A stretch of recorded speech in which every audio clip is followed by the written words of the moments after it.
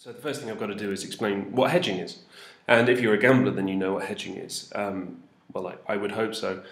To give you an example, in the 2006 World Cup in Berlin, I placed bets on Germany winning, England winning, France, Italy and the Netherlands, all winning.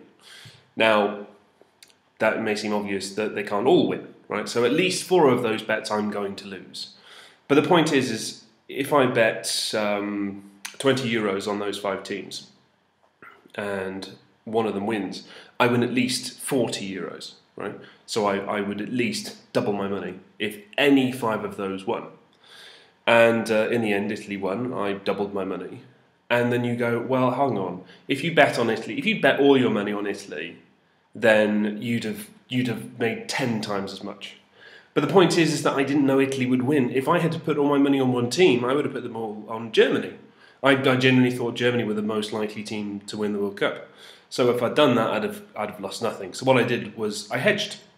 I said, okay, I think Germany will win, but just in case they don't win, I think it will either be England, France, Italy, or the Netherlands. And I literally have no idea why I said the Netherlands. I don't know. I just like the colour orange, apparently.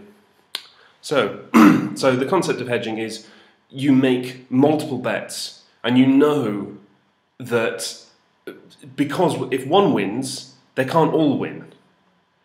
But the fact is you kind of spread yourself, and what that means is you don't win as much, but at least you win something. So, now that we have the concept of hedging, now we have to work out how that applies to funds and assets. Okay, so when it comes to assets, there is a thing called negative correlation. Well, there's a thing called correlation. And it's either positive, or it's negative, or it's not there at all. It's 0. Okay, so for negative correlation, let's look at surfing equipment and skiing equipment. It's a very simple example. Okay, so in the summer, surfing equipment is very, very popular. So lots of people buy surfing equipment, and all the surfing stocks go through the roof. But unfortunately, skiing equipment, people aren't buying as much of that. The stock of the skiing equipment goes down, right, during the summer. So when the surfing goes up, skiing goes down. Now we go to winter. In winter, the skiing equipment is very popular, stocks go up. The surfing equipment, less popular, people aren't too keen on the idea of surfing in winter, so that goes down, right?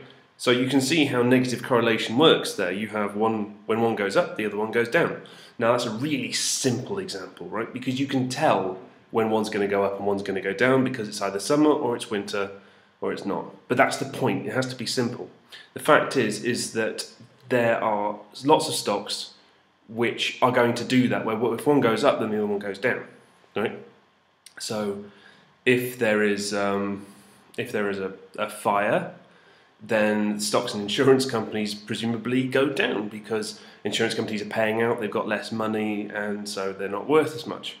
Whereas repairing houses, those stocks are going to go up.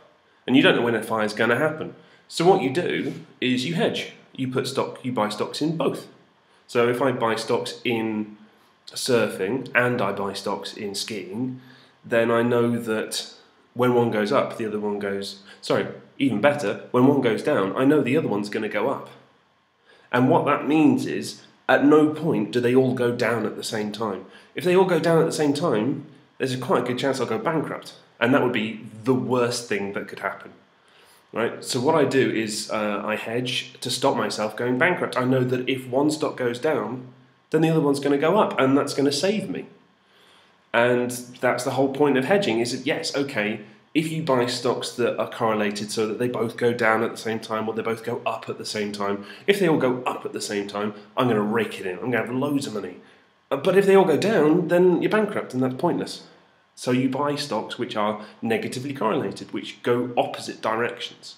And that's your hedge. And so you have a fund of these stocks which do opposite things. It reduces the amount you get back, but it means that you don't go bankrupt, so it saves you.